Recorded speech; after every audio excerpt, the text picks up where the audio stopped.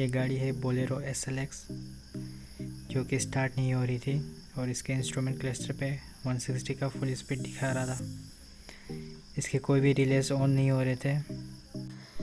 फिर हमने स्कैनर लगाया तो स्कैनर पे कोड दिखा रहा था U1101 EMS नॉट एब्सेंट, जो कि करंट पे आ रहा था।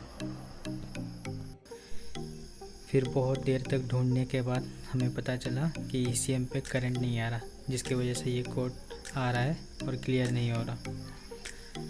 तो फिर हमने ECU का मेन जो रिले है उसे चेक किया तो हमने पाया कि उस पर पावर नहीं आ रहा है। और ढूंढने के बाद, वायरिंग चेक करने के बाद हमें दिखा कि उसका एक तार टूटा हुआ है। तो हमने उसको वापस से जोड़ा और फिर गाड़ी स्टार्ट हो गई।